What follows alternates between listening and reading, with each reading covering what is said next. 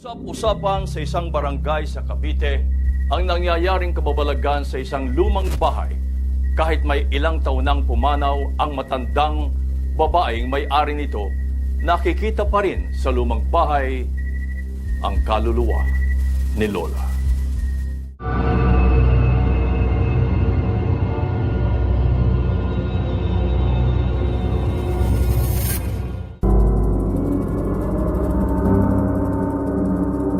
Minana pa ni Barangay Chairman Eddie Vidal mula sa kanyang Lola Conching ang isang lumang bahay sa may Miranda Street, Cavite City.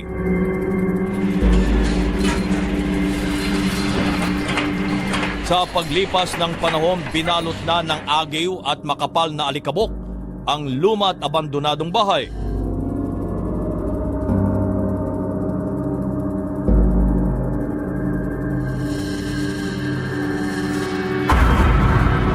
Pero tila hindi lamang mga kwento ng mga nagdaang taon ang nananatili sa bahay. Year 2000 nang mamatay ang lola ni Kapitan Eddie dala ng komplikasyon sa tetano. Pero naging mahirap itong tanggapin dahil malapit siya sa kanyang lola. Ito po, parang binibisita. Pag andito po ako, parang pakiramdam ko, safe po ako dito. Yung pong letrato po niya. Oh, dito, nakadikit Opo, yan. malaking letrato po, pero parang buhay. Pag pumupunta ako, parang pag may ginawa akong kalokohan, parang galit. Patay na siya noon? Patay na po. Oh, Kahit saan ako pumunta, parang nakatingin sa akin. parang umahabol ng tingin. Oh, Palibasa, madikit din ako sa lola ko niyo. Yun ang pakiramdam ko po. Kahit sa mga kamag-anak at kapitbahay ni Kapitan Eddie ay nagpapakita rin ang kanyang lola. Yung pisang ko po, Oh. inuutusan ko may gawin yung hindi gumagalaw. Hirap naman ito. Asan ba si Jun? Jun! Jun! O yun, hiyaw ko ng hiyaw. Bakit? Ay, bakit nahanap? Saan ka ba nagpupunta? May papakisuyo lang ako sa'yo eh. Kinakausap kita pag natutulala ka. Hoy, Jun! Ano? Ano nga? Sabi ko, ano ba hindi ba gumagalaw? Yung pala, may babae ko sa likod ko. Ba't ka natutulala? Uy! Sa likod mo, Opo, nakikita niya. nakikita niya. Ay, sino na yun? Lola ko po yun. Ang kabarangay niyang si Ross, aminadong may third eye, ay makailang ulit nang nakita ang matanda sa bahay. Anong itsura ng white lady? Yung saya lang po siya, nagpaganon po. Tapos meron po dito yung mga sinaunang damit po.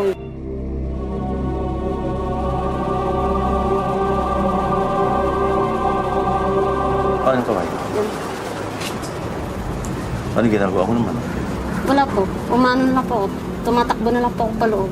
Hindi ka tumitingin. Hindi na.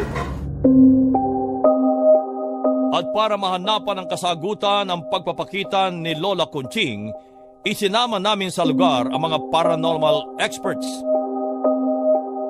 Maaaring siguro nag-manifest sa kanya kasi perfect timing, nagkataon na nandun siya, and siguro gusto rin lang din mag-manifest nung entity na yon.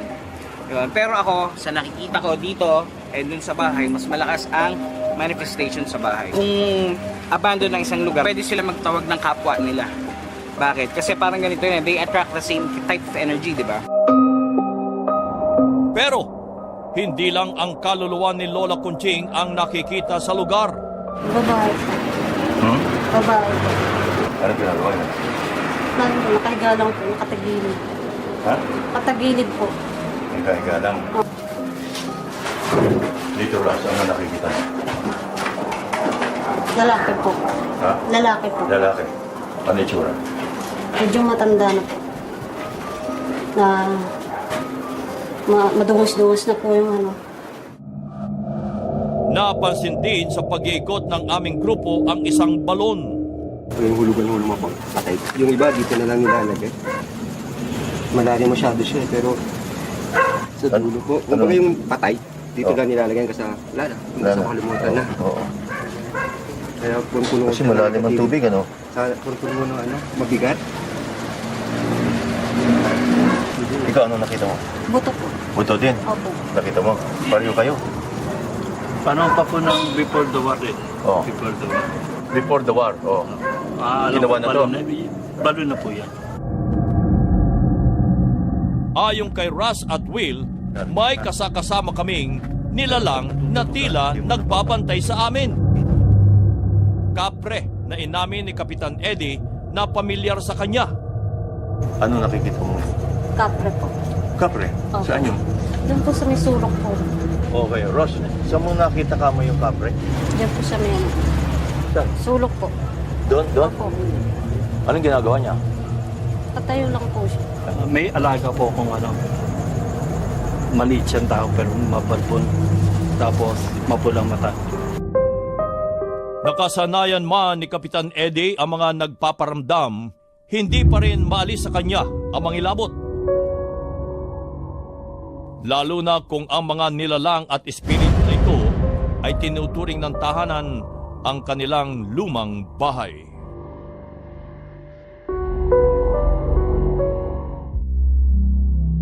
Bukod sa pag-aalay ng dasal, nagdesisyon si Kapitan Eddie na iusin na lamang ang abandonadong bahay para maiwasan na ang mga kilabot na nararanasan at para magamit muli at mabigyan sigla ang lumang bahay.